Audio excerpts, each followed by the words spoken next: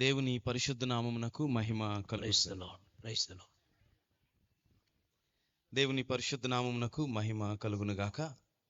దేవుని దాసులు బిషప్ యేసురత్నం యేసుపాదం అయ్య గారికి నా వందనాలు తెలియజేస్తా ఉన్నాను. వేదిక మీద ఉన్న దైవజనులందరికీ, అలాగే నాయకులకు, విశ్వాసులందరికీ ప్రభు అయిన యేసుక్రీస్తు నామములో నా వందనాలు తెలియజేస్తా ఉన్నాను.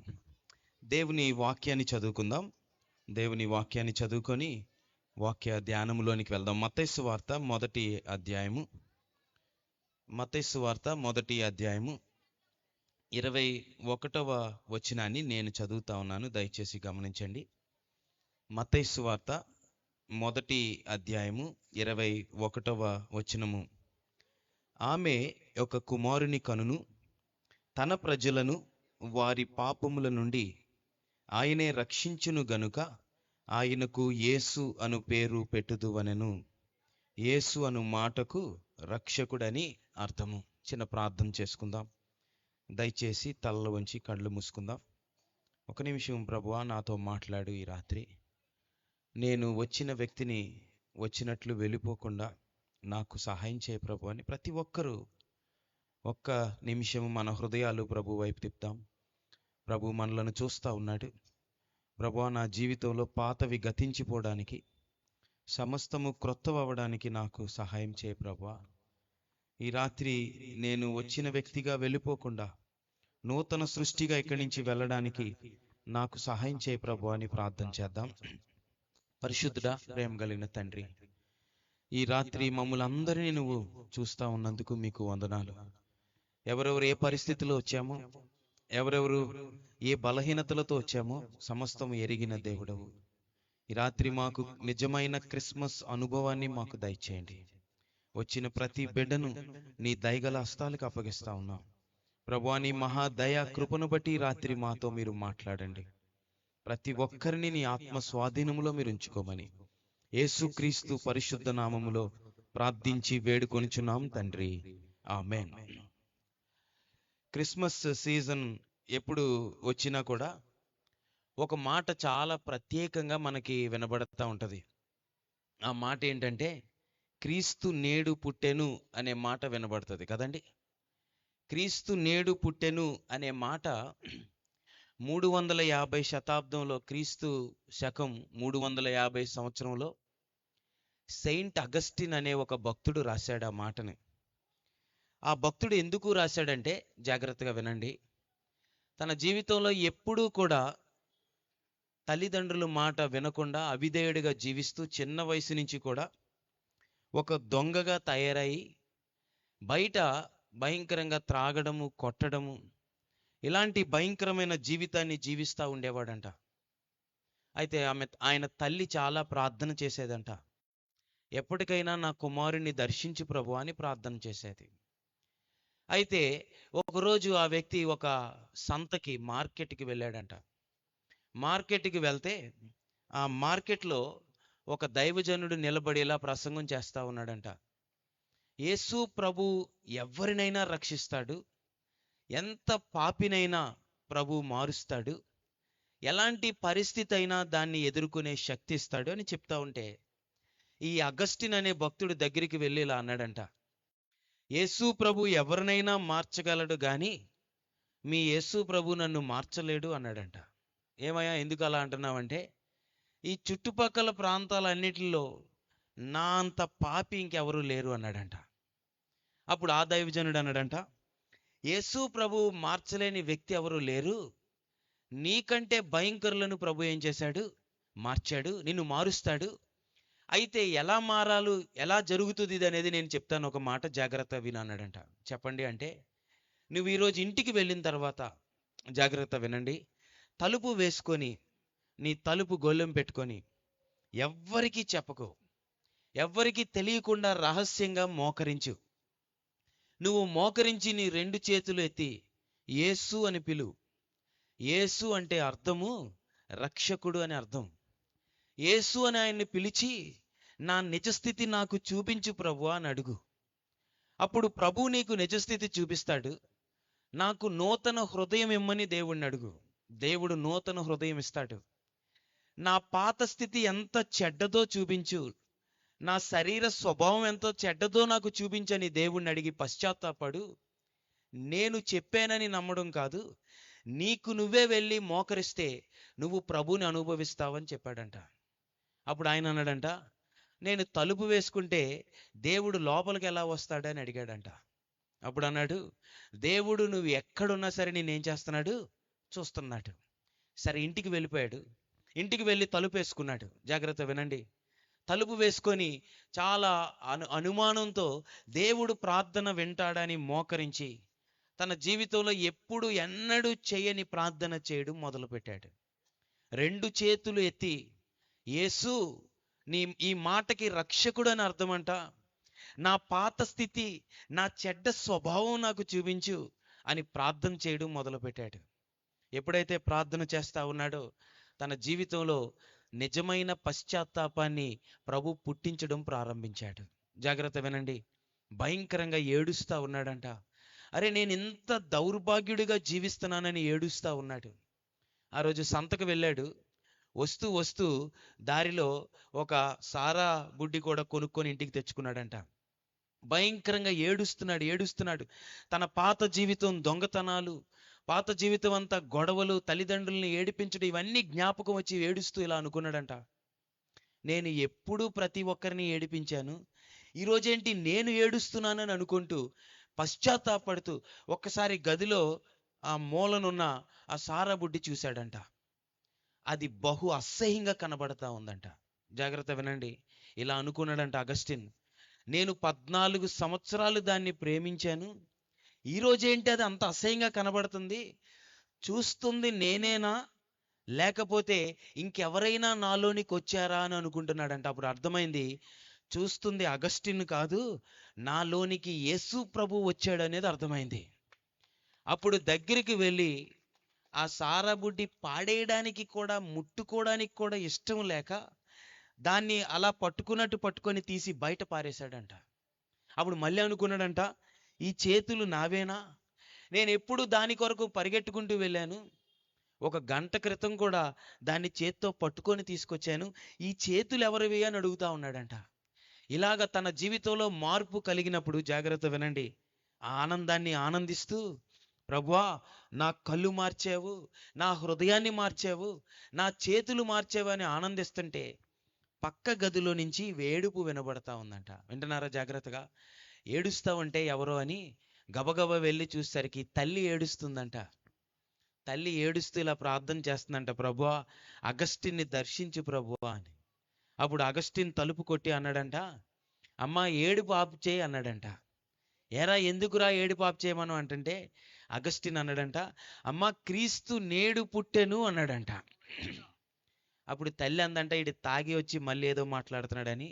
క్రీస్తు నేడు పుట్టడం ఏంట్రా, ప్రభు పుట్టి 300 భూమి మీదకి ఆయన అవతరించి 350 సంవత్సరాలు అయిపోయింది. అప్పుడు అన్నాడంట, అమ్మా 350 సంవత్సరాల క్రితం ప్రభు పుట్టాడో లేదో నేను చూడలేదు, కానీ ఈ రాత్రి యేసు ప్రభు నా హృదయంలో జన్మించాడమ్మా. ఈ రాత్రి నీతో మాట్లాడుతుంది నేను కాదు, అగస్టిన్ చచ్చిపోయాడమ్మా, నేను కాదు, యేసు ప్రభువే నీతో మాట్లాడుతున్నాడని చెప్తా ఉన్నాడంట. ఆ తల్లి ఆ బిడ్డని కౌగిలించుకొని భయంకరంగా దేవుని దగ్గర ఏడ్చి ఆనందముతో సంతోషించింది. ఆ మరుసటి రోజు నుంచి ఏ సంతలో అయితే అగస్టిన్ వెళ్ళి తాగేవాడో అదే సంతలో సువార్త ప్రకటించడం మొదలుపెట్టాడు. కొన్ని వందల సంఘాలు స్థాపించాడు. పౌలు తర్వాత పౌలంతటి గొప్ప పరిచర్య 300వ శతాబ్దంలో అగస్టిన్ చేశాడు. జాగ్రత్త వినండి. క్రిస్మస్ అనేది, వింటున్నారా ఈ మాటలు జాగ్రత్తగా? క్రిస్మస్ అనేది పండగ కాదు. ఒక నిమిషం ఆలోచించండి. పండగ సంవత్సరానికి ఒకసారే వస్తుంది, అంతేనండి. కానీ క్రీస్తును హృదయములో కలిగి ఉంటే ప్రతిరోజు క్రిస్మస్ పండగే. క్రీస్తు హృదయములో లేడనుకోండి, సంవత్సరానికి ఒకసారి ఏమొస్తుంది చెప్పండి, పండగ వస్తుంది అంతే. ఈ రాత్రి మొట్టమొదటిది జాగ్రత్త వినండి. దేవుడు భూమి మీదకి ఎందుకు దిగి వచ్చాడంటే, దేవుడు మానవుడు ఐక్యమవుదామని భూమి మీదకి దేవుడు దిగి వచ్చాడు. దేవునికి మానవుడు దూరం అయిపోయినప్పుడు, పాపము చేత, అపవిత్రత చేత దేవునికి మానవుడు దూరం అయిపోయినప్పుడు దేవుడు మరలా మానవుణ్ణి దేవునితో కలపడానికి యేసు ప్రభువుని ఈ భూమి మీదకి పంపించాడు. అందుకనే ఈ క్రిస్మస్ని మన జీవితాల్లో ఒక పండగగా చేసుకుంటాం. ఇది సంవత్సరానికి ఒక రోజుగా అయిపోవడానికి కాదు, ప్రతిరోజు మన జీవితాల్లో క్రీస్తును అనుభవించాలని దేవుడు కోరుకుంటా ఉన్నాడు. దేవునికి మహిమ కలుగును గాక. హల్లెలూయా. నేను ఛత్తీస్గఢ్, ఒరిస్సా అనే సరిహద్దుల్లో పనిచేస్తా ఉన్నాను. అక్కడ కోంద్ అనే ఒక జాతి మధ్య పనిచేస్తా ఉన్నాను. ఎందుకు ఈ విషయాలు చెప్తున్నానంటే, 2000 సంవత్సరాల క్రితమే కాదు భూమి మీద ప్రభు నడిచింది, ఈ రోజుకి కూడా ప్రభు సజీవుడిగా ఉండి ఎన్నో గొప్ప కార్యాలు చేస్తా ఉన్నాడు. నేను పనిచేస్తున్న చోట ఒక భయంకరమైన గ్రామం ఉంది. జాగ్రత్త వినండి. ఆ గ్రామంలో చాలామంది జీడి కళ్ళు చెట్లు ఆ ఊరిలో ఉంటాయి. ఆ చెట్లు ఎక్కి కళ్ళు తాగుతారు. బాగా తాగి కళ్ళు చెట్టు ఎక్కి ఆ పైనుంచి కింద పడి తలలు పగిలి చనిపోయిన వారు చాలామంది ఉన్నారు. ఇంకా ఆ గ్రామంలో మలేరియా, టైఫాయిడ్, డెంగ్యూ, ఆ దారిలో ఒక 2-3 మైళ్ళు కిలోమీటర్ల తర్వాత ఒక వాగు ఉంటుంది. ఆ వాగులో నీళ్లు పట్టుకుంటారు, దాని నిండా జబ్బులే ఉంటాయి. ఎంతోమంది దానికి చనిపోతా ఉన్నారు. 2-3 కుండలు నెత్తి మీద పెట్టుకొని చాలామంది ఆ వాగుల్లోంచి నడుచుకుంటూ వచ్చి కొన్నిసార్లు కొండలు ఎక్కుతున్నప్పుడు పడిపోయి ఎముకలు ఇరిగిపోయిన వారు ఉన్నారు. ఆ గ్రామానికి వెళ్ళి మేము ఏమన్నామంటే, మీకు ఒక మంచి బోర్వెల్ వేస్తామని చెప్పాం. ఏమేస్తామని చెప్పాం చెప్పండి? వింటున్నారా? వెనకాల నుంచి చెప్పండి గట్టిగా. ఏమేస్తాం చెప్పండి? బోర్వెల్ వేస్తామంటే సాధారణంగా చాలా ఆనందపడిపోతారు. కానీ వారు ఆనందపడకుండా ఏమన్నారంటే, మాకు మీ బోర్ ఏమి వద్దు, మీరు వెళ్ళిపోండి అన్నారు.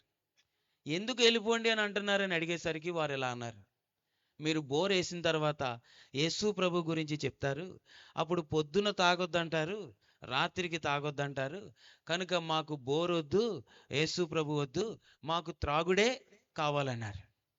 ఓహో, ఇదా సంగతి అని అనుకొని మిషనరీలు 2 రోజులు అక్కడే ఉండిపోయారు. ఉండి వారితో స్నేహం చేసి బోర్ వేశారు. దేవుడు దయను బట్టి మంచి నీరు వచ్చింది. అయితే ఒప్పందం ఏంటంటే, బోరు వేసిన తర్వాత ఒక్క నిమిషం కూడా అక్కడ ఉండకూడదు. అక్కడి నుంచి ఏం చేయాలి చెప్పండి? వెళ్ళిపోవాలి. బోర్ వేసాం, మంచినీళ్ళు వచ్చినాయి, చుట్టూ చక్కగా ఆ బోరుకి కట్టి ఆ పంపు బిగించిన వెంటనే ఏమన్నారంటే, మీరు ఇక్కడి నుంచి వెళ్ళిపోండి అన్నారు. కనీసం ఒక్కరు కూడా వచ్చి వందనాలు కూడా చెప్పలేదు. వెళ్ళిపోండి అనగానే ప్రార్థన చేసి బయలుదేరి వచ్చేసాం. కానీ ఆ గ్రామం గురించి ప్రార్థన చేస్తానే ఉన్నాం. ప్రార్థన చేస్తూ ఉంటే ఒక వారం తర్వాత ఆ పక్క గ్రామంలో వీబీఎస్ కండక్ట్ చేస్తున్నాం. వీబీఎస్ అంటే తెలుసు కదా, మనకి పిల్లలు వచ్చి వీబీఎస్లో కూర్చుంటారు.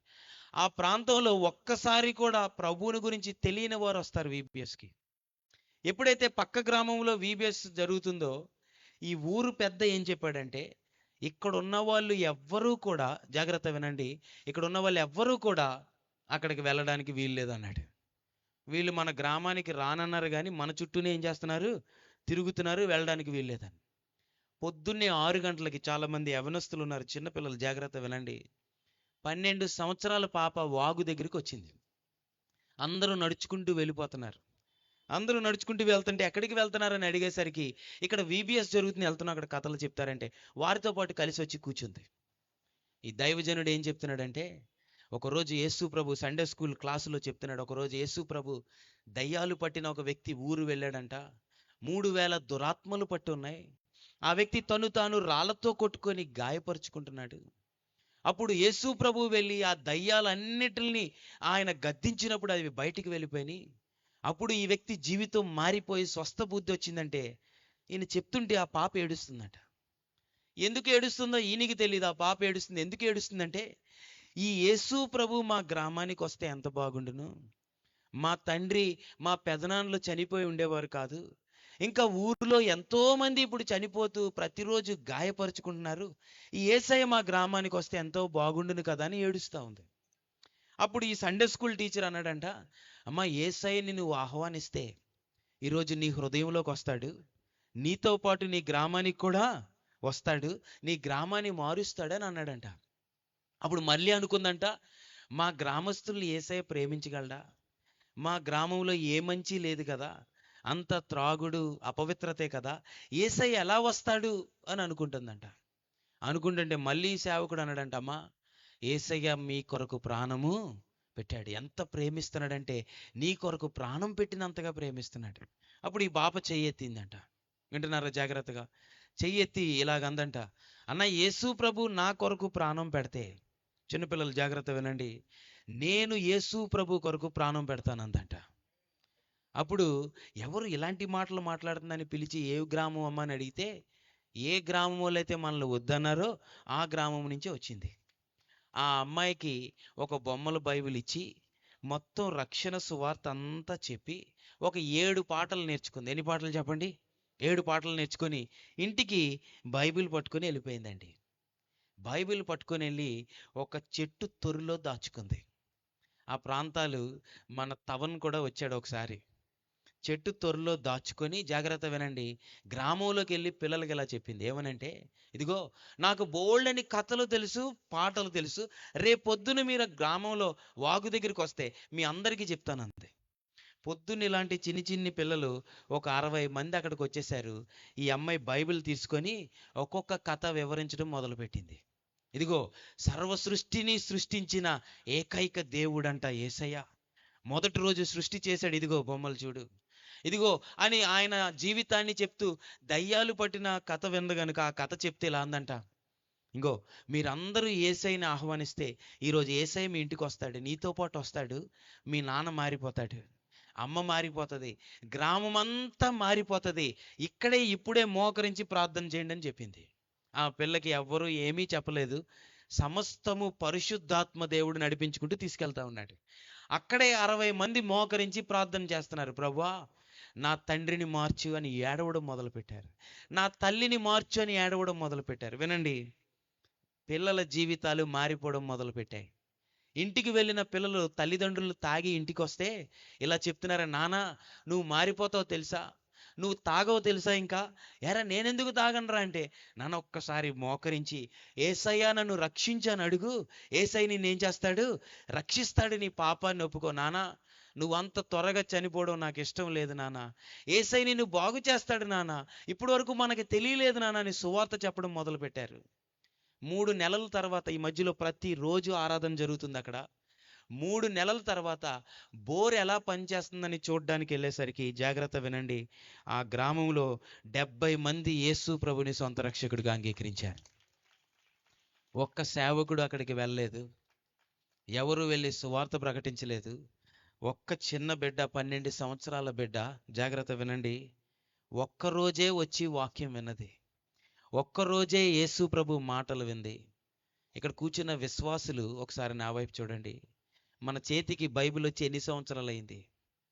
మన తల్లిదండ్రులు ప్రభువుని నమ్ముకొని ఎన్ని సంవత్సరాలైంది? ఒకవేళ 30 సంవత్సరాల నుంచి ప్రభువుని నమ్ముకొని ఇక్కడ కూర్చొని ఉన్నావేమో, ఒకవేళ 10 సంవత్సరాల నుంచి ప్రభువుని నమ్ముకొని ఇక్కడ కూర్చున్నావు. జాగ్రత్తనండి, క్రైస్తత్వం అనేది పేరుకి క్రైస్తత్వము కాదు.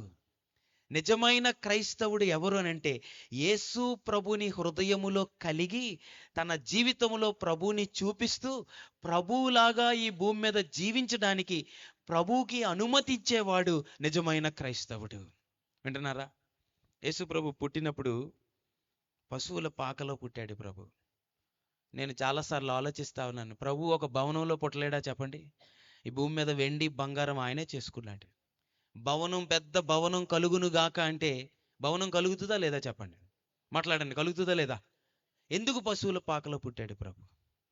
ఎందుకు పశువుల పాకలో పుట్టాడంటే, జాగ్రత్త వినండి, ఆ రాత్రి యేసు ప్రభుకి సత్రములో స్థలము లేదు. ఎక్కడిచ్చారు స్థలం చెప్పండి? పశువుల పాకలో ఒక మూలన పశువుల తొట్టిలో స్థలం ఇచ్చారు. వింటున్నారా జాగ్రత్తగా? అది సాదృశ్యం ఏంటో తెలుసా? మానవుని హృదయములో కూడా దేవుడికి స్థలము లేదు. ఈ రాత్రి ఇక్కడే కూర్చుని ఉన్నావు.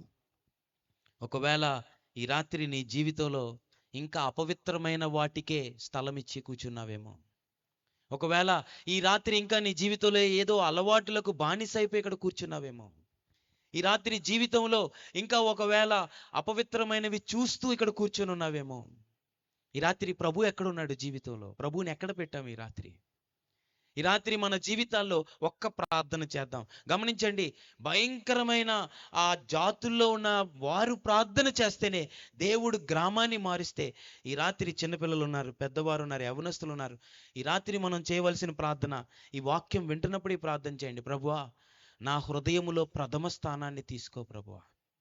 నా హృదయాన్ని నువ్వు పరిపాలించు ప్రభువా. నా హృదయములో ఒక మూలను నువ్వు ఉండడానికి వీలు లేదు ప్రభువా. అది మన జీవితాల్లో నిజమైన క్రిస్మస్ అనుభవంలోనికి మనం వెళ్తాం. వింటున్నారా జాగ్రత్తగా? అందుకే ఒక భక్తుడు ఏమన్నాడంటే, నా వైపు చూడండి విశ్వాసులు, జాగ్రత్తగా ఈ మాట వినండి. ఒక భక్తుడు ఏమన్నాడంటే, ఏకాంత ప్రార్థన జీవితము లేని విశ్వాసి భయంకరమైన వేషధారి అన్నాడు. ఏంటి చెప్పండి, ఒకసారి గట్టిగా మాట్లాడదాం చెప్పండి. ఏకాంత ప్రార్థన జీవితము లేని వ్యక్తి భయంకరమైన వేషధారి అన్నాడు. వింటున్నారా జాగ్రత్తగా? ఎందుకు ఆ మాట అన్నాడు తెలుసా? మనుషులందరి ముందు అన్ని ప్రార్థనలు చేయగలం మనం, కానీ మన పాపాన్ని ఒప్పుకునేది ఏకాంతంగా ఎవరి దగ్గర ఒప్పుకోవాలి చెప్పండి? దేవుని దగ్గర ఒప్పుకోవాలి. ఈ రాత్రి ఒకవేళ కనీసం 10 నిమిషాలు కూడా ఏకాంతంగా ప్రార్థన చేసుకోకుండా ఇక్కడికి వచ్చి కూర్చున్నామేమో, ఒక అరగంట కూడా ప్రార్థన చేసుకునే శక్తి మనకు లేదేమో, కానీ 3:30 గంటలు చాలా చక్కగా సినిమా చూడగలిగిన వారం కూడా ఇక్కడ కూర్చొని ఉన్నాం. గమనించండి, శరీర స్వభావము దేవుని పని చేయడానికి సహకరించదు. అది ఎప్పుడు జరుగుతుందంటే దేవుడు మనలోనికి వచ్చినప్పుడే పాపాన్ని జయిస్తాం మనం. నా జీవితంలో నేను 27 సంవత్సరాలు మందిరంలోనే ఉన్నాను. మా తల్లిదండ్రులు దేవుని సేవకులే. కొన్ని వందల ప్రసంగాలు విన్నాను, జాగ్రత్త వినండి. కానీ 10 నిమిషాలు ఏకాంతంగా ప్రార్థన చేసుకోలేకపోయేవాడిని. ఒక అరగంట బైబిల్ చదువుకోలేకపోయేవాడిని. నేను చదువుకుందామని చెప్పి ఆ దినాల్లో అమెరికా వెళ్ళాను. నా జీవితంలో అప్పుడు నేను దేవుణ్ణి నమ్మేవాడిని కాదు, ఒక నాస్తికుడిగా ఉండేవాడిని. మా ఇంట్లో కూడా తెలియదు నా జీవితంలో, ఏదో నామకార్థంగా వెళ్ళి వాళ్ళని నమ్మిస్తూ ఉండేవాడిని. కానీ మనసులో మాత్రం ఇలా అనుకునేవాడిని, ఎవరో చెప్తే నమ్మేదేంటి అని. ప్రతిరోజు నేను మా వీధిలో నుంచి నడుచుకుంటూ వెళ్తా ఉన్నప్పుడు, వినండి జాగ్రత్తగా, ఒక పెద్ద భవనం కనబడేది. మా వీధిలోనే, మా ప్రాంతంలోనే అతి గొప్ప భవనం అది. దాని ముందు నుంచి ఎప్పుడు నడుచుకొని వస్తున్నా సరే ఇలా అనుకునేవాడిని, ప్రభువా క్షమించండి, ఇలా అనుకునేవాడిని, బ్రతికితే అలాంటి గొప్ప భవనాన్ని కట్టుకోవాలి, అలాంటి గొప్ప ఉన్నత స్థాయికి ఎదగాలి అని ఎప్పుడు చూసినా దాన్ని అనుకునేవాడిని. ఇంటికి వచ్చేసాను. ఒకరోజు మా వీధి చుట్టూ కూడా ఈ పోలీస్ వ్యాన్లు, అంబులెన్స్లు వచ్చాయి. ఏంటని గబగబా బయటికి వెళ్ళి చూసేసరికి, ఏ భవనం అయితే చాలా గొప్ప భవనం, కనీసం ఒక 20 గదులు ఉంటాయి, బయట ఒక స్విమ్మింగ్ పూల్ ఉంటుంది, ఒక 4-5 కొన్ని కోటి రూపాయల కంటే ఎక్కువ విలువైన కార్లు ఉండేవి. అదంతా చూసి ఆశించాము. దాని ఇంటి బయట అంతా కూడా అంబులెన్స్లు ఉన్నాయి, పోలీసు వారు ఉన్నారు. ఏం జరుగుతుందని బయటికి వెళ్ళి చూసేసరికి అంత మూగున్నారు. నడుచుకుంటూ వెళ్ళాను దగ్గరికి. వెళ్తే ఒక హాస్పిటల్ సిబ్బంది బయటకు వస్తూ అడిగాను ఏం జరిగిందని. అడిగితే అన్నాడు, ఈ లోపల ఉన్న వ్యక్తి, అప్పటికి ఆయనకు ఒక 70 సంవత్సరాలు ఉంటాయి, ఈ లోపల ఉన్న వ్యక్తి చనిపోయి 10 రోజులైంది, ఎవరు పట్టించుకోలేదు. పిల్లలు ఎక్కడో వేరే దేశాల్లో ఉన్నారు. ఆ దేశంలో పెద్ద తల్లిదండ్రులకి పిల్లలకి అంత పెద్ద ఆప్యాయతలు మనకులాగా ఏమీ కనబడవు. ఎప్పుడో చనిపోయాడు, 10 రోజులైందో ఎన్ని రోజులైందో తెలీదు. ఆయన బాడీ బయటికి తీసుకొస్తున్నారు. జాగ్రత్త వినండి, ఆ శవాన్ని బయటికి తీసుకొస్తా ఉంటే కంపు కొడతా ఉంది, దుర్వాసన వస్తూ ఉంది, డీకంపోజ్ అయిపోయింది. అది చూసినప్పుడు నేను దాన్ని చూసి చాలా ఆశ్చర్యపోయేలా అనుకుంటా ఉన్నాను, అరే ఇంత బ్రతికాడు, 100 కోట్ల కంటే పెట్టి ఇల్లు కట్టుకున్నాడు, కానీ వెళ్ళిపోతూ ఎవ్వరూ లేరు, కనీసం పిల్లలు కూడా లేరు, అంత అన్యాయంగా ఇంట్లోంచి తీసుకుని వెళ్ళిపోతున్నారు. వెళ్తూ ఒక్క చిల్లు గవ్వ కూడా తీసుకుని వెళ్ళట్లేదు. నేను అదంతా ఆలోచించుకొని ఇంటికి వచ్చాను. జాగ్రత్త వినండి, ఇంటికి వచ్చేసరికి నిద్ర పట్టట్లేదు. ఒక ప్రశ్న ఏంటంటే, చనిపోతే ఎక్కడికి వెళ్తావు? ఇదే నా జీవితం, చదువుకున్నావు, చాలా ఉన్నత స్థాయికి వెళ్తావు, ఆ తర్వాత చాలా డబ్బులు సంపాదిస్తావు, ఏదో కట్టుకున్నావు, ఆ తర్వాత చనిపోతే ఎక్కడికి వెళ్తావు? ఈ ప్రశ్న జీవితంలో నెమ్మది లేకుండా చేసింది. ఆ రాత్రి నిద్ర పట్టట్లేదు. ఆ రాత్రి అక్కడికక్కడే మోకరించి బైబిల్ తెరిచి చదవడం మొదలుపెట్టాను. రోమిలకు రాసిన పత్రిక 5, 6, 7, 8 అధ్యాయాలు చదువుకుంటూ వెళ్తున్నాను. జాగ్రత్త వినండి, నా వైపు చదువుకుంటూ వెళ్తా ఉంటే నా నిజస్థితి నాకు అర్థమవడం మొదలుపెట్టాడు. అందులో పౌలు అనే భక్తుడు ఇలా రాస్తున్నాడు, నా యందు మంచి ఏదియు నివసింపదు, నాలో ఉన్న పాప నియమము, జాగ్రత్త వినండి, నన్ను చెరపట్టి ఈడ్చుకొని తీసుకొని వెళ్ళిపోతుంది అని చెప్తా అన్నాడు. అయ్యో నేనెంత దౌర్భాగ్యుడను, ఇట్టి మరణమునకు లోనగు శరీరములో నుండి నన్ను ఎవరు విడిపిస్తారు అని రాశాడు. వింటున్నారా జాగ్రత్తగా? ఆ మాట చదివిన తర్వాత ఇంకా ముందుకు వెళ్తే ఇలాగన్నాడు, యేసుక్రీస్తునందున్న వారికి ఏ శిక్షా విధి లేదు. యేసుక్రీస్తునందు ఆత్మ నియమము పాప మరణముల నియమము నుండి నన్ను రక్షించింది అన్నాడు. ఆ మాట చదవగానే బైబిల్ మూశాను. మీకు ఎంత అర్థమైందో అర్థమో నాకు తెలియదు, కానీ నాకు ఒకటి అర్థమైంది. ఏంటంటే యేసు ప్రభు ఈ రాత్రి నన్ను రక్షించగలడని అర్థమైంది. బైబిల్ మూసి ఇలా ప్రార్థన చేశాను. ఏమని ప్రార్థన చేశానంటే, మొట్టమొదటిసారిగా ప్రభువా, నేను ఎప్పుడు ఇలా ప్రార్థన చేయలేదు. నా ప్రార్థన ఏంటి అనంటే, ఈ రాత్రి నన్ను దయచేసి క్షమించి నా భయం అంతటి నుంచి నన్ను తీసి నన్ను విడిపించి నన్ను రక్షించు ప్రభువా అని ప్రార్థన చేయడం మొదలుపెట్టాను. నేను ప్రార్థన చేస్తా ఉంటే నా జీవితంలో నేను చేసిన ప్రతి తప్పు ప్రభు జ్ఞాపకం చేయడం మొదలుపెట్టాడు. నా జీవితంలో ఎప్పుడు ఇంటికి రాత్రి 1 గంట 2 గంటల లోపల వచ్చేవాడిని కాదు.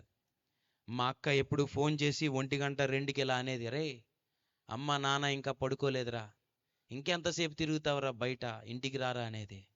ఇవన్నీ గుర్తొస్తా ఉన్నాయి. ఇంత ఏడిపించాను ఇంటిలో ఉన్న వారిని.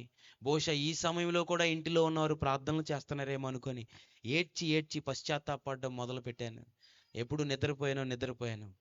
పొద్దున్న లేచి చూసేసరికి అమెరికా దేశము, డబ్బు, చదువు ఇవన్నీ బహు అసహ్యంగా కనబడడం మొదలుపెట్టాయి. నేను దేన్ని ప్రేమించడం మొదలుపెట్టానో అది నా జీవితంలో అసహించుకోవడం మొదలుపెట్టాను.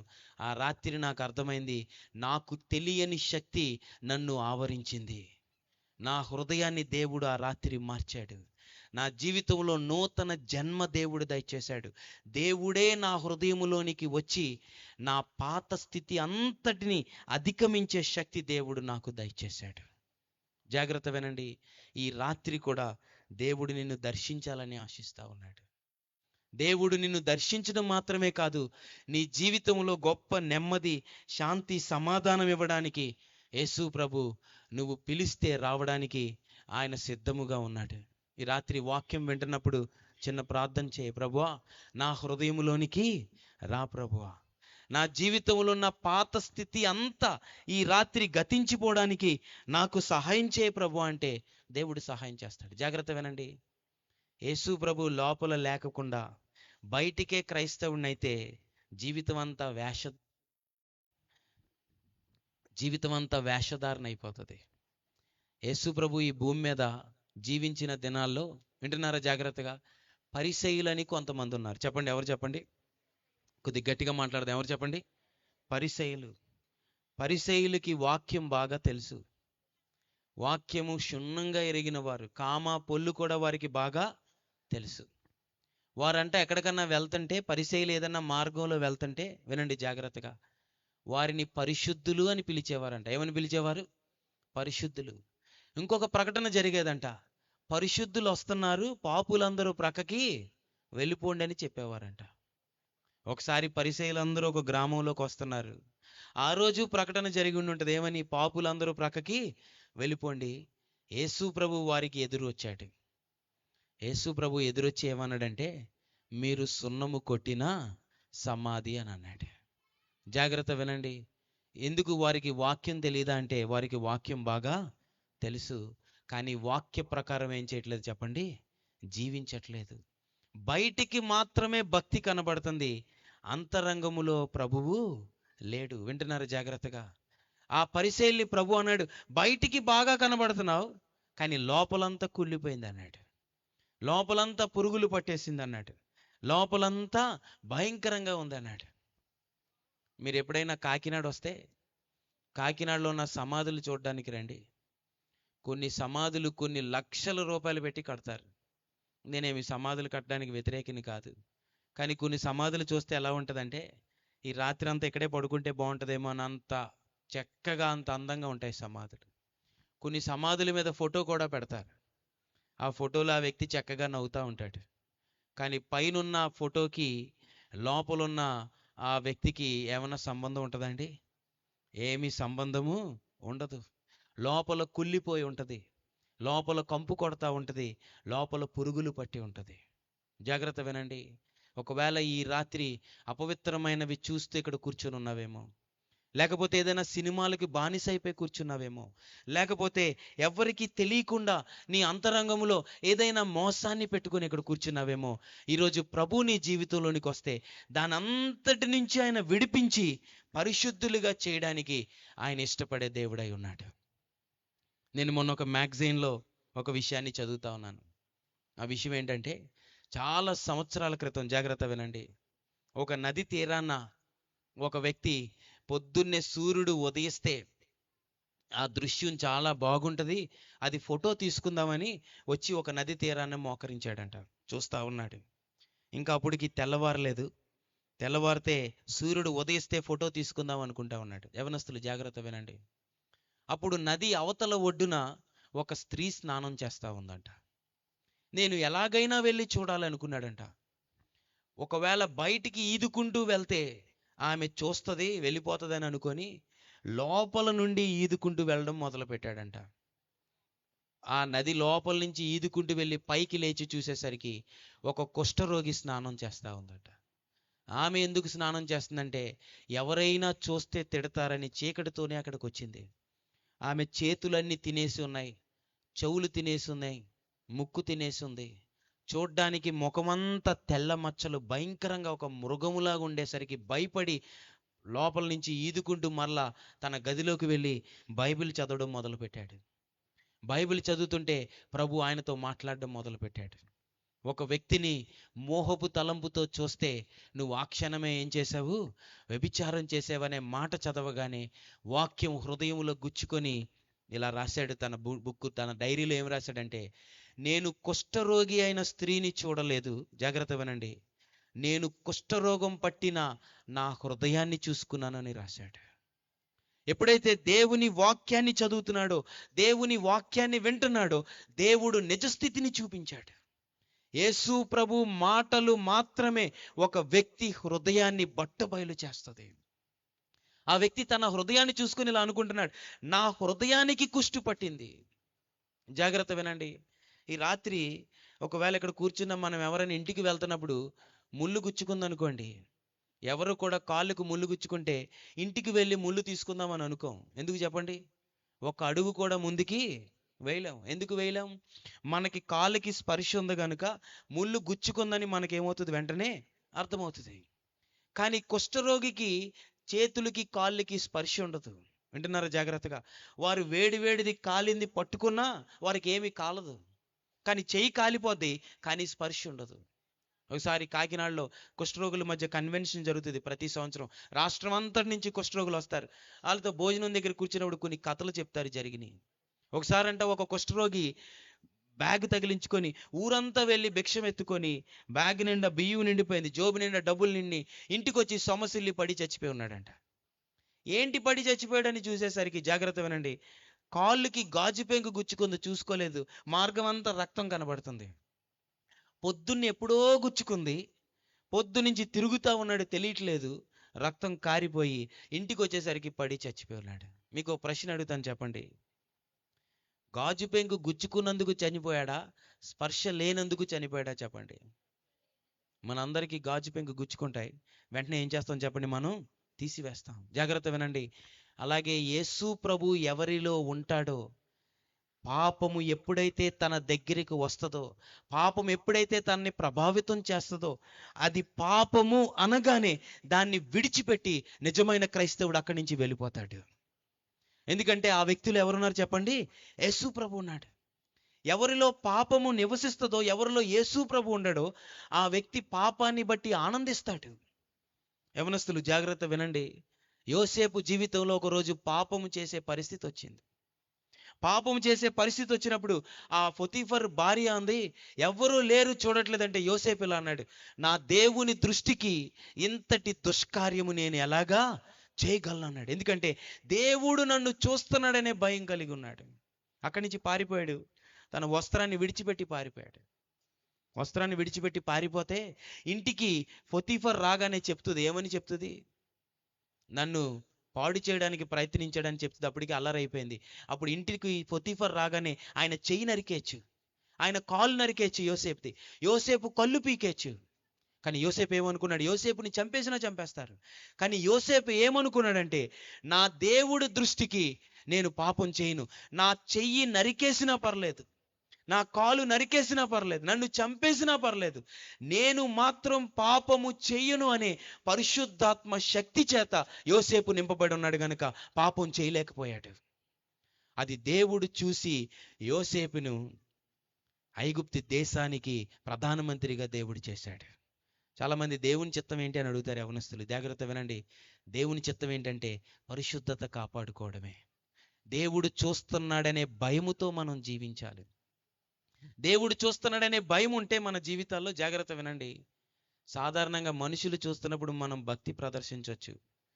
ఇక్కడ అందరం కూర్చున్నాం చక్కగా, గబగబా ఎవరు సెల్ ఫోన్ తీసి సినిమా చూడడం. ఎందుకంటే ఎవరు చూస్తున్నారు చెప్పండి మనల్ని?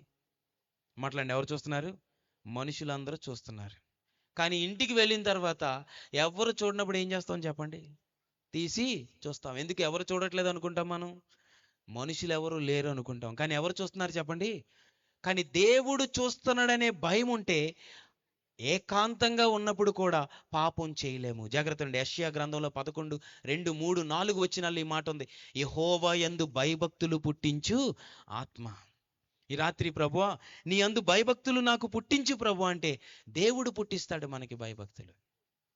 ఒకసారంట ఒక సండే స్కూల్ టీచరు ఎవడు నిజంగా దేవునికి భయపడతాడని పరీక్షించడానికి 10 మంది పిల్లల్ని పిలిచి 10 మందికి చాక్లెట్లు ఇచ్చి పిల్లలకి, ఒరే యేసు ప్రభు చూడకుండా తినేయండి రా అందంటండి. అందరూ పరిగెట్టుకుంటూ వెళ్ళారంట. ఒకడు చెట్టానికి వెళ్ళాడు, ఒకడు బరకా కిందకి వెళ్ళాడు, ఒకడేమో స్టోర్ రూమ్లోకి వెళ్ళాడు. అందరూ నోట్లో చాక్లెట్ పెట్టుకొని తినుకుంటూ వస్తున్నారంట. ఒకడు వస్తే అడిగిందంట టీచర్, ఎరా దేవుడు చూడలేదురా నువ్వు తింటున్నప్పుడు తినేస్తున్నావు అని అడిగి. ఆడన్నాడంట, టీచర్ గారు ఆ చెట్టు వెనక్కి వెళ్ళా, పెద్ద తొర్రి ఉంది, అందులో తలపెట్టి తినేసాను అన్నాడు. మరి దేవుడు చూడలేదురా అంటే వాడన్నాడంట, నాకే ఏం కనబడలేదండి, దేవుడికి ఏం కనబడుతుంది ఇంకా. ఇంకొకడు బరకా కిందకు దూరి తిన్నాడంట. ఇంకొకడేమో స్టోర్ రూమ్లోకి వెళ్ళి తిన్నాడంట. ఒకడు అందరూ తినేశారు 9 మంది. ఒకడు జోబులోంచి చాక్లెట్ తీసి టీచర్ గారికి ఇలా ఇచ్చా అన్నాడంట. టీచర్ గారు, నేను చెట్టు తొర్రులోకి వెళ్ళాను, నేను బరకా కిందకి వెళ్ళాను, నేను కూడా మరలా ఆ స్టోర్ రూమ్లోకి వెళ్ళాను, కానీ ఎక్కడికి వెళ్ళినా దేవుడు నన్ను చూస్తున్నాడని భయం వేసిందండి. ఈ చాక్లెట్ తినలేనండి, ఇదిగోండి ఈ చాక్లెట్ తీసుకోండి అని ఇచ్చేశాడంట. వాడు నిజమైన భక్తి చేస్తున్నాడు.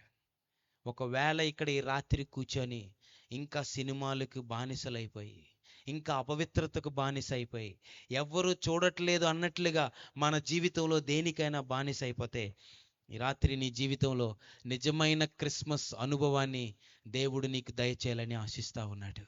ఈ రాత్రి చిన్న ప్రార్థన చేయండి. వాక్యం వింటున్నప్పుడు హృదయంలో, ప్రభువా నేను కూడా వేషధారుణ్ణే ప్రభువా, ఈ వేషధారణ అంతటి నుంచి నన్ను విడిపించు ప్రభు అంటే దేవుడు మనకి సహాయము చేస్తాడు. వింటున్నారా జాగ్రత్తగా? దేవుడు మన హృదయంలోనికి వచ్చి మన జీవితంలో పాపము చేయకుండా ప్రతి పాపము నుంచి దేవుడు మనలను విడిపించడానికి ఇష్టపడతా ఉన్నాడు ఈ రాత్రి. అందుకే దేవుని దగ్గరికి వద్దాం. ప్రభువా నిజమైన క్రిస్మస్ అనుభవాన్ని నాకు దయచేయి ప్రభువా. యేసు ప్రభుని వ్యక్తిగతంగా అనుభవిద్దాం. క్రీస్తు నేడు పుట్టెను. అందుకే బైబిల్లో ఒక మాట ఉంది, ఎవడైనా క్రీస్తునందుండిన యెడల వాడు నూతన సృష్టి, పాతవి గతించెను, ఇదిగో సమస్తము క్రొత్తవాయెను. పాత జీవితం అంతటి మీద అసహ్యత దేవుడు పుట్టించగలడు. పాపాన్ని జయించే శక్తి ఇస్తాడు. జాగ్రత్త వినండి. చెడ్డ తలంపులు పుట్టడం తప్పు కాదు. చెడ్డ తలంపులు అందరికీ పుడతాయి. ఎందుకంటే శరీర స్వభావము, సైతాను లేక పాపము చెడ్డ తలంపులు మనలో పుట్టిస్తుంది. అయితే చెడ్డ తలంపు పుట్టగానే, జాగ్రత్త వినండి, దానితో మనం ఏకీభవించి దానితో ఆనందించడానికి వీలు లేదు. యేసు ప్రభు మనలో ఉండగానే ఇది చెడ్డ తలంపు ప్రభువా, దీన్ని చంపేయి ప్రభు అంటే యేసు ప్రభు ఏం చేస్తాడు? వెంటనే పరిశుద్ధాత్మ దేవుడు ఆ చెడ్డ తలంపుని ఏం చేస్తాడు చెప్పండి? అక్కడికక్కడే చంపేస్తాడు. ఆ చెడ్డ తలంపు పరిపక్వమై పాపం అవ్వకుండా దాన్ని తలంపు దగ్గర ఉండగానే చంపే పరిశుద్ధుడైన దేవుడు యేసు ప్రభు మన జీవితాల్లోనికి రావాలని ఆశిస్తా ఉన్నాడు. అందుకే ప్రభువుకున్న ఒక పేరు ఏంటంటే ఆయన రక్షకుడు అని పేరు. చెప్పండి, ఏం పేరు ఆయనకి? ఆయన రక్షకుడు. ప్రతి పాపము నుంచి ఆయన ఏం చేస్తాడు చెప్పండి? రక్షిస్తాడు. మన జీవితాలను ఆయన పరిశుద్ధ పరుస్తాడు. అయితే చాలా చాలా విచారం ఏంటంటే, మన జీవితాల్లో చాలాసార్లు యేసు ప్రభుని ప్రక్కన పెట్టి మనమే కనబడడానికి, మన జీవితాల్లో మనమే లేక నేను అనుకున్నదే చేయాలనడానికి మనం ఇష్టపడతా ఉంటే, ఈ రాత్రి దేవునికి అప్పగించుకుందాం. ప్రభువా, నా జీవితాన్ని దయచేసి నూతన పరచు ప్రభు అంటే, దేవుడు మన జీవితాలను నూతన పరచడానికి ఇష్టపడతా ఉన్నాడు. కనుక మొట్టమొదటిది ప్రభుని హృదయంలోకి ఏం చేయాలి చెప్పండి, మనము ఆహ్వానించాలి. చెప్పండి, మొట్టమొదటిది ఏంటి చెప్పండి, ప్రభుని హృదయంలోనికి ఆహ్వానించాలి. రెండవది ప్రాముఖ్యమైనది, ప్రభు హృదయములో ఆహ్వానించడం మాత్రమే కాదు, ప్రభు మన హృదయాల్లో నివసించి అంతము వరకు నడిపించడానికి ఇష్టపడే దేవుడై ఉన్నాడు. దేవుని మహిమ కలుగును గాక. హల్లెలూయా, హల్లెలూయా. దేవుడు మనల్ని ఆహ్వానించడం మాత్రమే కాదు, చెప్పండి, మన హృదయంలో ఏం చేస్తాడు చెప్పండి, ఆయన నివాసం ఉంటాడు. చెప్పండి, ఏం చేస్తాడు మన జీవితాల్లో, ఆయన నివాసం ఉండే దేవుడు. ఎప్పుడైతే దేవుడు నివాసం ఉంటాడో, మన జీవితంలో దేవుని రాజ్యం వచ్చినప్పుడు పాపపు రాజ్యాన్ని అంతము చేసేటట్లు దేవుడు మనకి సహాయము చేస్తాడు. దేవుడు మనలో నివసించడానికి ఇష్టపడతా ఉన్నాడు. నివసించిన దేవుడు చివరి వరకు నడిపిస్తాడు. ప్రతి శ్రమను జయిస్తాం మన జీవితంలో. ప్రతి శోధన మనం ఏం చేస్తాం చెప్పండి, జయిస్తాం. గమనించండి, యేసు ప్రభు సిలువలో వేలాడుతూ ఉన్నప్పుడు, నా వైపు చూడండి, జాగ్రత్త వినండి. యేసు ప్రభు సిలువలో వేలాడుతూ ఉన్నప్పుడు ఎంత నెమ్మది, ఎంత శాంతి సమాధానంతో ఆయన మాట్లాడుతూ ఉన్నాడు. ఎందుకంటే ఆయనలో ఉన్న నెమ్మది, శాంతి చాలా గొప్ప శాంతి. ఆయన నమ్ముకున్న మన జీవితాల్లో ఏ పరిస్థితి కూడా మనలను ప్రభావితం చేయలేదు. యేసు ప్రభు నావలో వెళ్తున్నాడు, ఒకసారి తుఫాన్ వచ్చింది ఆ నావ మీద. యేసు ప్రభు లేచి ఆ గాలి తుఫాన్ని ఏం చేశాడు చెప్పండి, గద్దించాడు. ప్రభువుని ఊరికినే ఒక రోజు కాదు, ఇందాక మనం చెప్పుకున్నాం, ఇదేదో ఒక క్రిస్మస్ రోజు పండగలాగా అయిపోయి వెళ్ళిపోతే ఇది సంవత్సరానికి ఒకసారి అయిపోతుంది. కానీ మనం ప్రభువుని కలిగి ఇక్కడి నుంచి వెళ్తే మన జీవితాల్లో ప్రతి పరిస్థితిని ఏం చేస్తాం చెప్పండి, మనము జయిస్తాం. మా ఇంటి దగ్గర మొన్న క్రిస్మస్కి ఎక్కడికో నేను బయట మన ఫీల్డ్కి వెళ్ళి ఇంటికి వచ్చాను. ఇంటికి వచ్చిన తర్వాత జాగ్రత్త వినండి, మా మందిరం గేట్ తీసుకొని లోపలికి వెళ్తున్నాను. ఒక ఆయన భయంకరంగా తాగి వస్తున్నాడు. రాత్రి 1 గంట ఎంతో అయిపోయింది. ఆయన అక్కడి నుంచి తాగుతూ తాగుతూ వచ్చాడు. భయంకరంగా తిట్టుకుంటూ ఏదో మాట్లాడుకుంటూ నరికేస్తాను ఇలా మాట్లాడుతూ వస్తున్నాడు. మందిరం దగ్గరికి రాగానే నేను ఆయనకి బాగా తెలుసు. నన్ను చూసి అన్నాడు, అన్నా ప్రైజ్ ది లార్డ్ అన్నా అన్నాడు. ఇంకా అన్నాడు, యేసు ప్రభు చాలా గొప్ప దేవుడు అన్నా అన్నాడు. ఇంకా 2-3 సార్లు మాట్లాడడం అండం రాక హల్లెలూయా అని కూడా ఏదో అన్నాడు ఒక 2 సార్లు. మందిరం అంతా దాటే వరకు ప్రైజ్ ది లార్డ్ హల్లెలూయా అంటున్నాడు. నన్ను చూసి పలకరించాడు. మళ్ళీ మందిరం దాటి అలా వెళ్ళగానే మళ్ళీ భయంకరంగా తిట్టుకుంటూ వెళ్తున్నాడు. నరికేస్తానని చెప్పి తిట్టుకుంటూ వెళ్ళిపోతున్నాడు. నేను గేటు వేసి వస్తున్నప్పుడు పరిశుద్ధాత్మ దేవుడు నాతో మాట్లాడుతున్నాడు. చాలాసార్లు మనము అంతే, దేవుని దగ్గరికి వచ్చినప్పుడు లేక మనుషులు చూస్తున్నప్పుడు ఏదో అలా కనబడతాం. మరలా పక్కకి వెళ్ళిపోయిన తర్వాత మనకిష్టం వచ్చినట్లు ఏం చేస్తాం చెప్పండి, జీవిస్తాం. మనం అలా జీవించాలని దేవుడు ఏం చేయట్లేదు, కోరుకోవట్లేదు. ఆయన మనలో నివసించాలని ఇష్టపడతా ఉన్నాడు. అందుకే యేసు ప్రభువుని మనం ఆహ్వానించినప్పుడు, ఆయన మనలో నివసించినప్పుడు పాపాన్ని జయిస్తాం, శ్రమలను జయిస్తాం, ప్రతి పరిస్థితిని జయిస్తాం. ఎందుకు జయిస్తాం చెప్తాను, జాగ్రత్త వినండి. యేసు ప్రభుని కొరడాలతో కొట్టారు. కొరడాలతో కొట్టినప్పుడు ఒక్క కొరడాకి 9 తాళ్ళు ఉంటాయంట. చెప్పండి, ఎన్ని తాళ్ళు ఉంటాయి? మాట్లాడండి, ఎన్ని తాళ్ళు ఉంటాయి చెప్పండి? 9 తాళ్ళు. ప్రతి తాడుకి చివరన ఒక భయంకరమైన కొంకుం లాంటిది ఉంటుంది, గేలం లాంటిది ఉంటుంది. భూమి దున్నినప్పుడు మట్టి ఎలా లేస్తుందో అలాంటి గేలం లాంటిది ఉండేదంట. ఆ కొరడాతో ఒక దెబ్బ కొట్టినప్పుడు, జాగ్రత్త వినండి, 9 చోట్ల ఆ కొంకాలు 2-3 ఇంచులు లోపలికి దిగుతాయి. అది దిగినప్పుడు దాన్ని పట్టుకొని పైకి లేపరు, కానీ దాన్ని పట్టుకొని కింద వరకు ఈడ్చుకుంటూ తీసుకొస్తారు. అప్పుడు శరీరం, మాంసం ముద్దలు బయటికి వేలాడి ఆ భూమిని దున్నినప్పుడు మట్టి ఎలా లేస్తుందో అలా భూమిని దున్నినట్టుగా లేపేవారంట. 39 దెబ్బలు ప్రభుని కొట్టారు. జాగ్రత్త వినండి, 10 దెబ్బలకి ఈపి దున్నేవారంట, 10 దెబ్బలకి ఎదర ఛాతి మొదలుకొని కింద వరకు దున్నేవారంట. ఇంకొక 10 దెబ్బలకి చేతులు కాళ్ళు దున్నేవారంట. ఇంకొక 9 దెబ్బలకి ఇంకా ఎక్కడైనా ఒకవేళ దున్నబడకపోతే దాన్ని దున్నేవారంట. అలాంటి భయంకరమైన పరిస్థితిలో యేసు ప్రభు ఆ సిలువనెత్తుకొని బయలుదేరి వెళ్తున్నాడు. ఎందుకో తెలుసా? ఆ రోజు ఒక దొంగ, భయంకరమైన నేరస్తుడు, నరహంతకుడు యేసు ప్రభుని చూసి, నీ రాజ్యములో నన్ను జ్ఞాపకం చేసుకుంటావా అని అడగబోతా ఉన్నాడు.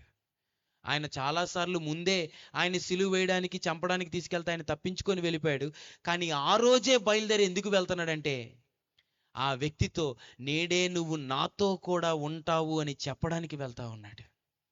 అంటే ఒక వ్యక్తి ఆయనతో కలిసి జీవించాలని యేసు ప్రభు ఎంతగా కోరుకున్నాడంటే, సిలువ మరణము పొందుకునే పరిస్థితి వచ్చినా సరే, అంత భయంకరమైన కొరడా దెబ్బలు తినాల్సిన పరిస్థితి వచ్చినా సరే, అక్కడికి వెళ్ళి ఆ వ్యక్తిని ప్రేమించి, ఆ వ్యక్తిని పరలోకం తీసుకొని వెళ్ళి ఆ వ్యక్తితో సహవాసం చేయడానికి దేవుడు ఇష్టపడతా ఉన్నాడు. వింటున్నారా జాగ్రత్తగా? ఈ రాత్రి దేవుడు మనలను ప్రేమిస్తున్నాడు. ఎందుకంటే ఆయన మనతో సహవాసం చేయడానికి ఏం చేస్తున్నాడు చెప్పండి? ఇష్టపడతా ఉన్నాడు. అందుకే ఆ దొంగని ఎంత ప్రేమించాడంటే, ఆ దొంగ దగ్గర ప్రక్కనే ఇంకొక దొంగలాగా ఆయన వేలాడాడు. ఆయన చనిపోయాడు, ఆయన సమాధిలో పెట్టబడ్డాడు, ఆయన 3వ దినాన లేచాడు, ఆరోహణమై వెళ్ళాడు, పరిశుద్ధాత్మను భూమి మీదకి పంపించాడు. పరిశుద్ధాత్మ దేవుడు ఈరోజు ప్రతి ఒక్కరిలో నివసించాలని ఇష్టపడతా ఉన్నాడు. అందుకే పౌలు భక్తుడు ఇలాగన్నాడు, జీవించువాడను నేను కాదు, చెప్తాం, జీవించువాడను నేను కాదు, క్రీస్తే నాయందు జీవిస్తా ఉన్నాడు. నేను కాదు జీవించట్లేదు, ఎవరు జీవిస్తున్నారు చెప్పండి? క్రీస్తు నాయందు జీవిస్తా ఉన్నాడు. అది నిజమైన క్రిస్మస్ అనుభవం. రెండవది, మొట్టమొదటిది దేవుణ్ణి ఆహ్వానిస్తాం, రెండవది దేవుడు మన హృదయాల్లో ఏం చేస్తాడు చెప్పండి? నివసిస్తాడు. ఆయన మన జీవితాల్లో ఉండి ఆయన మనలను ముందుకు నడిపిస్తాడు. దేవుడు ఎప్పుడైతే మన జీవితాల్లో నివసిస్తాడో, మన జీవితాల్లో జరిగేది ఏంటో తెలుసా? మొట్టమొదటిది, నిజమైన పశ్చాత్తాప అనుభవంలోనికి నడిపిస్తాడు. చెప్పండి, ఈ మాట చెప్పండి. ఎందుకు నడిపిస్తాడు ఆయన? నిజమైన పశ్చాత్తాప అనుభవంలోనికి. దైవ చిత్తానుసారమైన దుఃఖము రక్షణార్థమైన మారు మనసు కలుగు చేస్తుంది అన్నాడు. ఈ రాత్రి అడుగుదాం దేవుణ్ణి, ప్రభువా నిజమైన పశ్చాత్తాపం నాకు దయచేయి ప్రభువా, నిజమైన కన్నీరు నాకు దయచేయి ప్రభువా అని అడిగితే దేవుడు మన జీవితాల్లో నిజమైన పశ్చాత్తాపాన్ని దయచేసి అంతము వరకు నడిపించడానికి ఇష్టపడతా ఉన్నాడు. నేను మిషనరీగా సమర్పించుకోవడానికి నా జీవితంలో నన్ను చాలా ప్రభావితం చేసిన ఒక మిషనరీ జీవిత చరిత్ర ఉంది. ఆయన పేరు జాన్ జీ ప్యాటన్. చెప్పండి, జాన్ జీ ప్యాటన్ అనే భక్తుడు. ఆయన ఒకసారి నరమాంస భక్షకుల గురించి విన్నాడంటండి. ఎవరి గురించి విన్నాడు చెప్పండి? నరమాంస భక్షకుల గురించి విన్నాడు. ఈక్వెడార్ అనే దీవుల్లో వారు జీవిస్తున్నారని విన్నాడు. అప్పుడే వివాహమైంది. వివాహమై ఒక 6 నెలలు ఎంతో అయింది. భార్య 3 నెలల గర్భిణి. జాన్ జీ ప్యాటన్ అనుకున్నాడంట, దేవుడు తన జీవితంలో చాలా భారాన్ని పెడుతున్నప్పుడు ఆ ప్రాంతానికి వెళ్ళి సువార్త ప్రకటించాలని. అయితే ఒకరోజు బయలుదేరదామని ఒక నావ కొనుక్కొని దాన్ని తయారు చేసుకుంటుంటే అందరూ అన్నారంట, అక్కడికి వెళ్తే నిన్నేం చేస్తారు? చంపేస్తారు. పైగా నీ భార్యను తీసుకుని వెళ్తున్నావు, ఇద్దరిని కూడా చంపేస్తారని చెప్పాడు. అప్పుడు చెప్తే జాన్ జీ ప్యాటన్ అన్నాడంట, లేదు లేదు, ప్రభు నన్ను దర్శించాడు, నాకు భారం ఇచ్చాడు, నేను వెళ్తాను, నేను ఎలాగైనా వెళ్ళి సువార్త ప్రకటిస్తాను. ఆ ఊర్లో ఇంగ్లాండ్ దేశంలో ఉన్న క్వీన్కి కూడా తెలిసింది. రాణి పిలిపించి అడిగిందంట, ఎందుకు వెళ్తున్నావయ్యా? వెళ్తే నిన్ను నరమాంస భక్షకులు తినేస్తారు కదంటే జాన్ జీ ప్యాటన్ ఇలా అన్నాడంట, బతికి చచ్చిపోతే పురుగులు తింటాయండి, అక్కడికి వెళ్ళి చనిపోయి నరమాంస భక్షకులు తింటే ఏమీ పర్వాలేదు, వారికి యేసు ప్రభు గురించి చెప్తాను కదా అన్నాడంట. ఈ వ్యక్తికి ఇంకా పిచ్చి పట్టింది, పంపించేయండి అందంట. ఒక నావ తయారు చేసుకొని వెళ్ళాడు. జాగ్రత్తగా వినండి. వెళ్తూ వెళ్తూ ఒక గొడ్డలు తీసుకువెళ్ళాడంట, ఒక గన్ను తీసుకొని వెళ్ళాడు. ఆ దీవిలో దిగడం నరమాంస భక్షకులు అందరూ పరిగెట్టుకుంటూ వచ్చేసారంట. చంపేస్తారేమో అని భయపడి గన్ను తీసి గాల్లోకి కాల్చేసరికి అందరూ పారిపోయారు. పారిపోయేసరికి ఇంకా రోజు ఇలా జరుగుతుంది. ఎవరిని వస్తుంటే గొడ్డలు చూపిస్తున్నాడు, పారిపోతున్నారు. 6 నెలలైంది. భార్య ప్రసవించింది, కుమారుడు పుట్టాడు. 9 రోజులకి పిల్లోడికి జ్వరం వచ్చి, మలేరియా జ్వరం వచ్చి బిడ్డ చనిపోయాడు. చనిపోతే ఆయనే సమాధి తవ్వుకొని ఆ బిడ్డని పాతిపెట్టి ఆ రాత్రి ఆ సమాధి మీద పడుకున్నాడంట. ఎందుకు పడుకున్నాడంటే, ఒకవేళ పడుకోకపోతే ఆ సమాధిని తవ్వుకొని ఏం చేస్తారు చెప్పండి? తినేస్తారు. 9 రోజులకి భార్య కూడా చనిపోయింది జ్వరం వచ్చి. భార్యను కూడా ఆ ప్రక్కనే ఆ సమాధి త్రవ్వి అక్కడే ఇద్దరి మీద సమాధి మీద పడుకొని ఆ రాత్రి ఇలాగన్నాడంట, ప్రభువా నాకు ఇంకెవ్వరూ లేరు ప్రభువా, నాకు నువ్వే దిక్కు ప్రభువా, ఈ రాత్రి నీ కొరకు అన్ని విడిచిపెట్టి వచ్చేసాను ప్రభువా, ఏంటి ప్రభువా నా జీవితంలో ఇలా జరిగింది అని ఏడుస్తూ ఏడుస్తూ ప్రార్థన చేస్తుంటే పరలోకం తెరవబడి ఒక స్వరం వినబడుతుందంట. ఏంటంటే, జాన్, నీ జీవితంలో ఇంకా నీకు నావ ఉంది కదా, ఇంకా నీ దగ్గర గన్ను ఉంది కదా, ఇంకా నీ దగ్గర గొడ్డలు ఉంది కదా అనే స్వరం వినబడిందంట. పరిగెట్టుకుంటూ వెళ్ళి గొడ్డలు తీసుకొని నావంతా పగల కొట్టేస్తున్నాడు. ఆ పగల కొడుతుంటే ఆ శబ్దానికి దీవి దీవి లేచిపోయిందంట.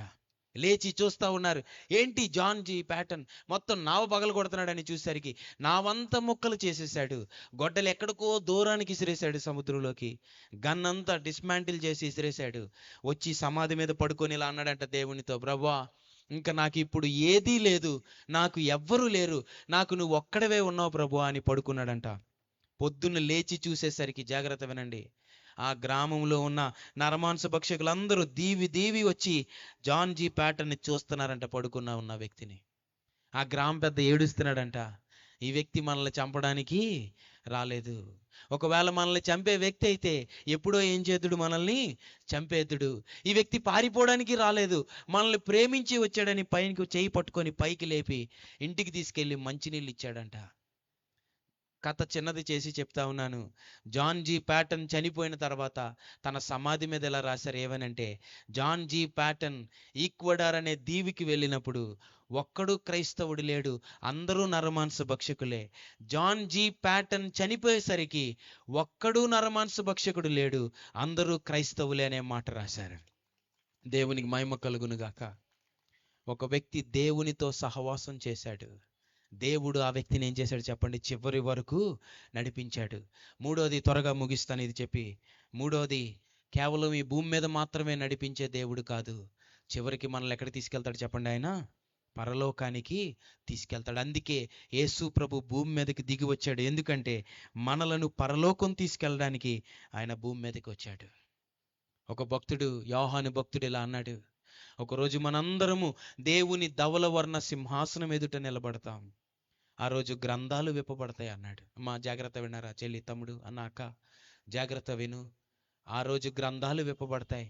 ఎవరి పేరైతే జీవ గ్రంథములో ఉండదో వేరొక గ్రంథాన్ని దేవుడు ఏం చేస్తాడంట? విప్పుతాడు. ఆ గ్రంథంలో మనం చేసినవన్నీ అక్కడ రాయబడతాయి. వింటున్నారు జాగ్రత్తగా? ఈ రాత్రి దేవునికి జీవితాన్ని అప్పగించుకొని మన పాపాలన్నీ ఒప్పుకుంటే దేవుడు నిన్ను భూమి మీద మాత్రమే నడిపించడం కాదు, దేవుడు పరలోకం తీసుకెళ్తాడు. ఆ రోజు నిన్ను చూసినప్పుడు దేవుడు ఏమనాలంటే, బలా నమ్మకమైన మంచి దాసుడా అని అనడానికి ఆయన ఇష్టపడతా ఉన్నాడు. యేసు ప్రభు భూమి మీదకి వచ్చిన ఒక గొప్ప భక్తుడు యేసుప్రభు భూమి మీదకి వచ్చిన ఒక సన్నివేశాన్ని వివరిస్తూ ఇలా చెప్పాడు. జాగ్రత్త వినండి. ఒకసారి అంట దేవుడు తన కుమారుని ఎలా పంపించాడని వివరించడానికి ఈ విషయాలు చెప్పాడు.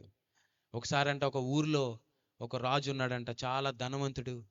తన కుమారుణ్ణి దేశంలో అందరూ ఎలా ఉన్నారో చూసి రమ్మడానికి పంపించాడంట. పంపిస్తే ఆ రాజకుమారుడు బయలుదేరి వచ్చాడు, అందరినీ చూస్తూ ఉన్నాడు.